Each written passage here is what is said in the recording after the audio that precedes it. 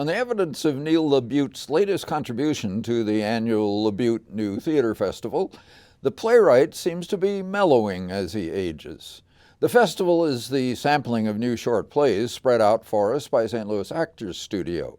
The studio's artistic director, William Roth, has developed a working relationship with playwright, screenwriter, and film director LaBute.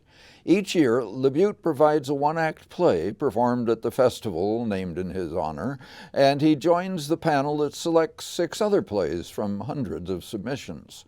Half of the selected plays are staged in the first 2 weeks of the festival, the other half in the second 2 weeks, with LaBute's play running with both halves. His play bears the name of an art museum exhibit, Great Negro Works of Art. And I haven't decided if the name mocks the political incorrectness of the curator of the exhibit or if it correctly refers to a certain historical period. The museum is visited by a couple on a first date arranged online. Jerry is white, Tom is black, and after a little jesting about their names, they look at the pictures. They discuss them carefully, guardedly. Jazz Tucker's Tom seems almost literally to be walking on eggs. Carly Rosenbaum's Jerry holds herself stiffly. Her responses are good, white, liberal ones. He accommodates. As it goes on, a little too long, a little repetitiously, they do relax some, and then it all goes off the rails. But rather gently so for LaBute, and he no longer brings up his problems with Mormons. John Pearson directed. Michael E. Long calls his weird piece Color Timer.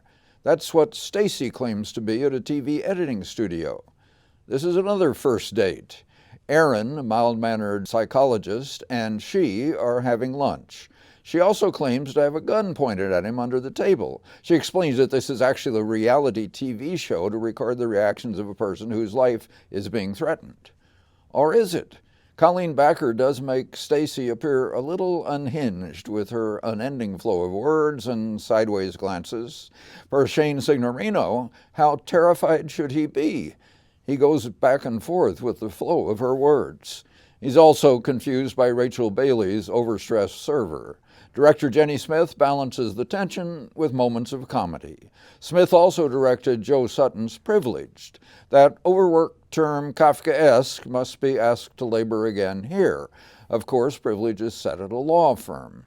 Peter has recently passed the bar, only to discover that he must pass another examination by a mysterious panel before he can begin his practice. We hear only the harsh voice of the chair of the panel as Spencer Sickman's Peter stands bewildered in a pool of light.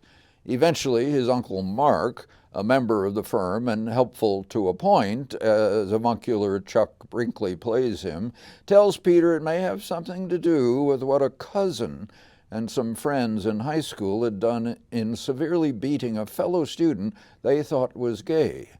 Peter finds the young man, now grown, and in Shane Signorino's playing, still suffering psychological, if not physical wounds because justice was never done to those who attacked him.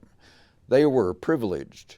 Another cousin, Carly Rosenbaum's bitter Amy, also a lawyer, has failed to pass the panel. Is she not privileged? Is that what privilege is about, guilt by association? Or is it just the Kafkaesque, random, irrational granting of privilege to some and not to others? Washington News' Carter W. Lewis contributed, as usual for me, the cleverest and most satisfying of the 4. The title, Kim Jong Rosemary, eventually is explained. Jenny Smith plays Rhonda, a much beset single mother, bearing her load of troubles in a very physically present canvas bag, accompanied by her teenage daughter Beth, made by Ely Hurwitz to be, as teenage daughters are, both one of the troubles and a help in bearing them.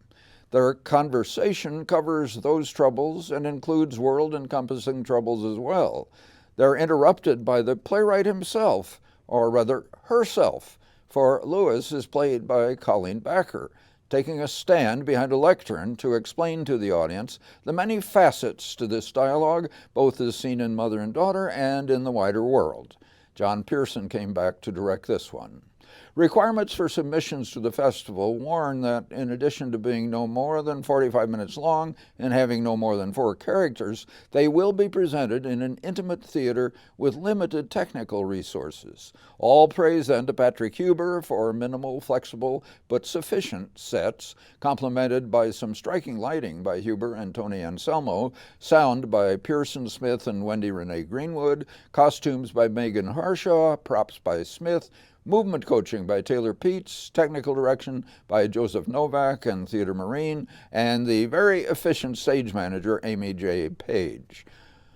More next, 3 new plays accompanied by LaBute's. Yes, and I think you have given these some very interesting analysis. Well, thank you. Thank you. Well, they're interesting plays, so I was glad to do the analysis.